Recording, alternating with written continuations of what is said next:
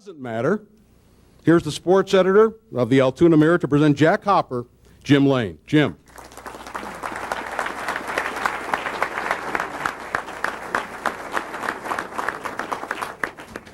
Thanks, Guy. I watch your show every night. Wow, after that, and then after listening to Tony, and I'm not a great storyteller. Stan tells good stories about my size. I think every time he sees me, he tells one. But at any rate, I'm not here to make jokes. First of all, thanks for that introduction, Stan. Members of the dais and friends of the Blair County Sports Hall of Fame. First of all, I just want to let you know how honored I am to present Jack Hopper this evening. When Jack called me and asked me to do it, I was pretty much taken back.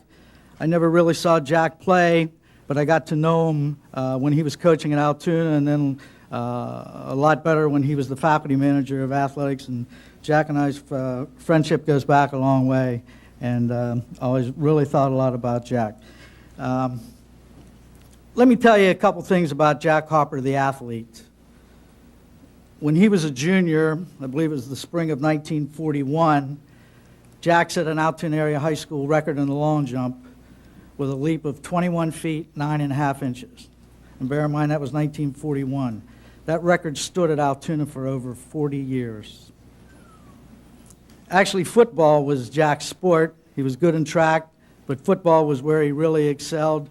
Bill Spake, a friend of Jack's, told me that Jack was 160 pounds of muscle, and boy, could he fly.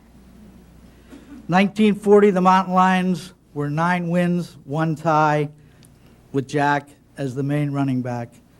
The following year, Jack's senior year, the Mountain Lions were 10 wins, no losses, considered the #1 team in Pennsylvania, obviously one of the greatest football teams that Altoona area high school has ever produced. All Jack did was be named first team all WPIL, first team all state. Again, a 160-pound running back. And how good was Jack? Well, coaches from Duke University wanted Jack to attend the Rose Bowl game that year. It was played between Duke and Oregon State. And coaches from Notre Dame came to Altoona hoping to lure Jack to South Bend to play for the Fighting Irish. And let me tell you a couple things about Jack Hopper, the man. Sure, he could have played at Notre Dame, he could have played at Duke, he could have played at a number of other programs of that stature. Instead, Jack elected to join the Army. World War II was going on at the time. A lot of young men from this area and other areas wanted to serve their country and join the service. Jack was one of them. He served his country 3 years. No doubt that time stripped or robbed him of probably his greatest days of athletics. But nonetheless, Jack went and served his country. Fortunately, Jack came back well and healthy and eventually enrolled at Shippensburg State College.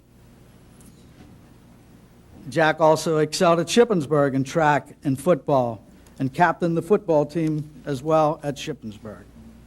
After graduation, Jack came home again, hired by the Altoona Area School District to be a coach and a teacher.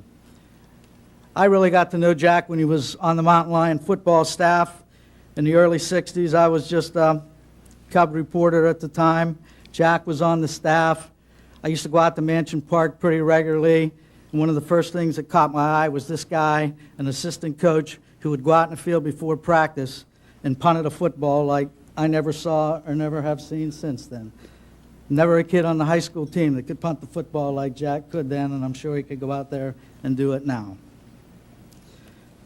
I like to refer to those years as the glory years of Altoona area high school football. Earl Strom was the head coach. The Mountain Lions played anybody, anytime, anywhere.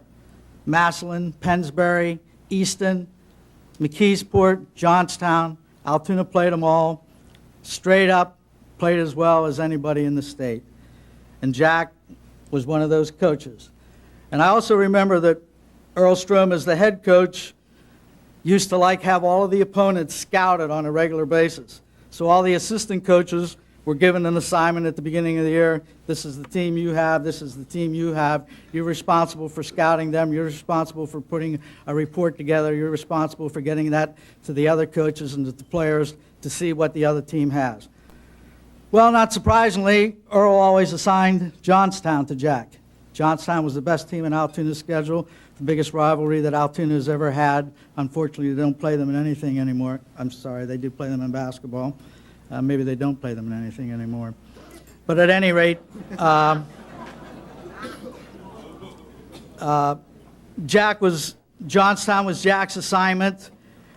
And I was privy to those reports that they used to give to the kids and used to give to the other coaches. And I remember one thing about Jack's. They were always so concise, so thorough, so neat. Attributes that Jack Hopper always had.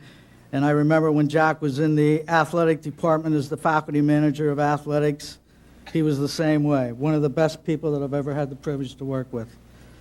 Jack served the Altoona School District for 30 years as a teacher, as a coach, and as I said later, as a faculty manager of athletics. And during that time, he obviously touched the lives of a lot of young people. One of those people was Jeff Miller, who happened to be a running back in the early 60s at Altoona. Jeff called me earlier this week. He lives in Idaho right now. And Jeff understood that Jack was going into the Hall of Fame and I was presenting him. I'd just like to pass along a little bit of the conversation that I had with Jeff. Jeff said that when he was in Roosevelt, he considered himself just an average football player, weighed all of 140 or 145 pounds. When he got to Altoona High as a sophomore, Jack Hopper was coaching the JV team. Jeff told me that Jack told him then, Jeff, you can be anything you want to be. You can do anything you want to do if you're just willing to pay the price.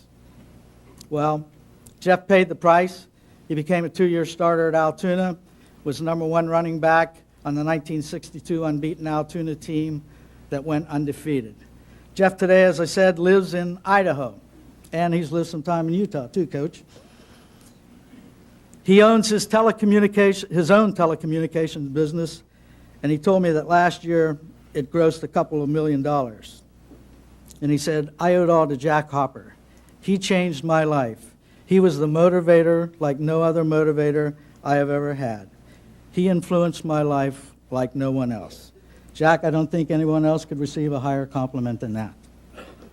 It's my distinct pleasure and honor to present for induction to the 2000 Blair County Hall of Fame an athlete, a coach, a gentleman, my friend Jack Hopper. Jack.